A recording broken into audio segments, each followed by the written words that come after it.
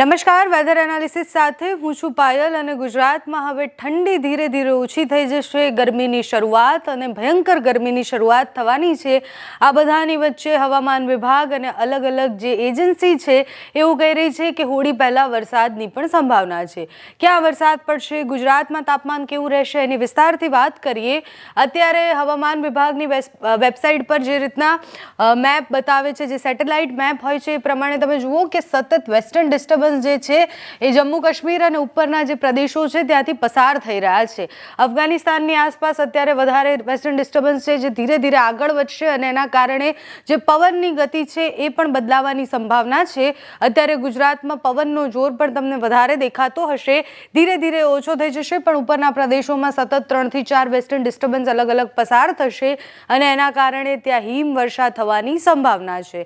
ત્યાં હિમવર્ષા થશે અને સાથે જ નીચે જે દક્ષિણના ભાગો છે, તમિલનાડુ, તેલંગા, એ બધા વિસ્તારોમાં વરસાદની ખૂબ વધારે સંભાવના છે. એટલે જે હોળી છે એની પહેલાં એ વિસ્તારોમાં વરસાદ પડી શકે છે. ગુજરાતનું તાપમાન કેવું રહેશે, તો ગુજરાતમાં અત્યારે ઠંડી જે છે ધીરે ધીરે ઓછી થઈ રહી છે, એટલે પવનની ગતિ પણ ધીરે ધીરે ઓછી થઈ રહી છે, પણ સાથે જ ગરમી એકદમથી વધારો ગરમીમાં થવાનો છે. 40 ડિગ્રીને પાર તાપમાન પહોંચવાની સંભાવનાઓ અત્યારથી છે.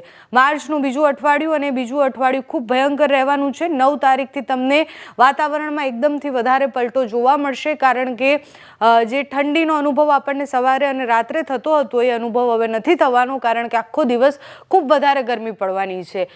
વિન્ડી શું કહે છે, વિન્ડી પ્રમાણે જોઈએ તો તમને ખબર પડશે કે ગરમી કેટલી વધવાની છે. અત્યાર સુધી ગરમી કેવી હતી કે 30-35 ડિગ્રીની આસપાસ રહેતી હતી, પણ હવે જે છે એનો પારો વધવાનો છે. અને સાથે જ હવામાન નિષ્ણાંત પરેશભાઈ સાથે મેં જ્યારે વાત કરી ત્યારે એમને એવું કહેવું હતું કે હજુ તો આ માર્ચ છે, હજુ હીટવેવ આવશે. હીટવેવ આવ્યા પછી, હીટવેવના રાઉન્ડ પૂરા થયા પછી એપ્રિલ અને મેમાં વધુ ગરમી પડવાની સંભાવના છે.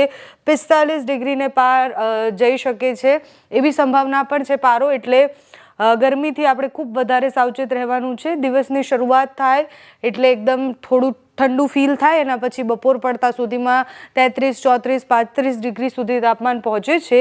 ગુજરાતના મોટાભાગના વિસ્તારોમાં તમે જુઓ કે 33 ડિગ્રીની આસપાસ પહોંચે. સુરતમાં ખૂબ વધારે ગરમી છે, 39 ડિગ્રી સુધી બપોર સુધીમાં તાપમાન પહોંચી જાય છે. એટલે 39 ડિગ્રી જો અત્યારે પહોંચે છે તો તમે વિચારો કે થોડા દિવસ પછી જ્યારે 9 તારીખથી એવી આગાહી છે, એટલે કાલથી જ કે વધારે ગરમી પડવાની છે, ત્યારે તાપમાન ક્યાં પહોંચશે. કચ્છના ભાગો અને જે કહેવાય કે મધ્ય ગુજરાતના અમુક ભાગો અને દક્ષિણ ગુજરાતના અમુક ભાગો ખૂબ વધારે ત્યાં ગરમી પડવાની સંભાવના છે.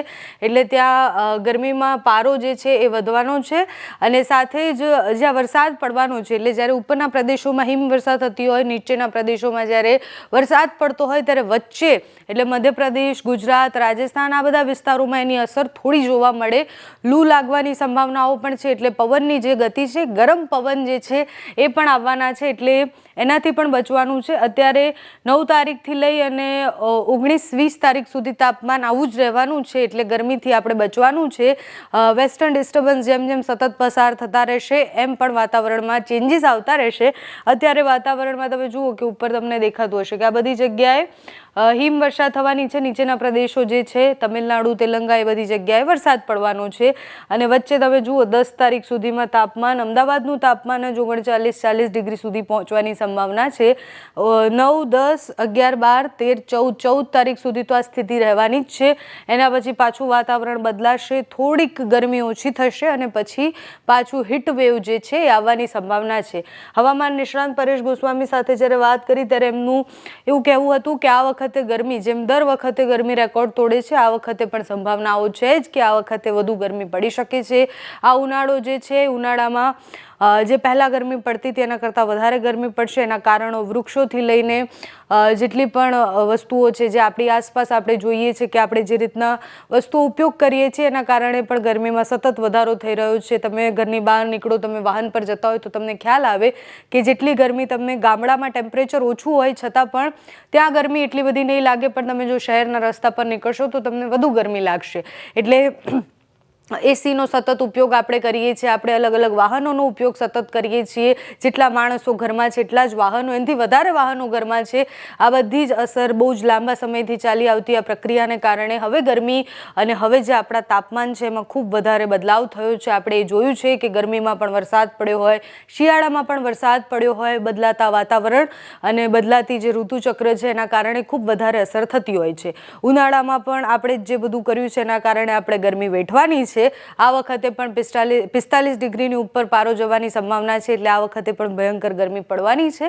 હવામાન વિભાગ શું કહે છે, કયા કયા વિસ્તારમાં, ગુજરાતના કયા વિસ્તારમાં હીટવેવ આવી શકે છે, કયા વિસ્તારમાં વધુ ગરમી રહેવાની છે, તે સાંભળો. आने वाले 7 दिनों के लिए जो गुजरात के लिए फोरकास्ट है उसमें ड्राई वेदर प्रिवेल करेगा और मैक्सिमम टेम्परेचर की बात करेंगे तो आने वाले 3 दिनों के लिए 5 दिनों के लिए मैक्सिमम टेम्परेचर में 3 से 5 डिग्री की बढ़ोतरी का पूर्वानुमान है और मिनिमम टेम्परेचर में भी 3 से 5 डिग्री का बढ़ोतरी का पूर्वानुमान है. और मैक्सिमम टेम्परेचर रियलाइज की बात करेंगे अहमदाबाद के लिए तो 34.6 मैक्सिमम टेम्परेचर और 34.8 मैक्सिमम टेम्परेचर गांधीनगर का रियलाइज हुआ है.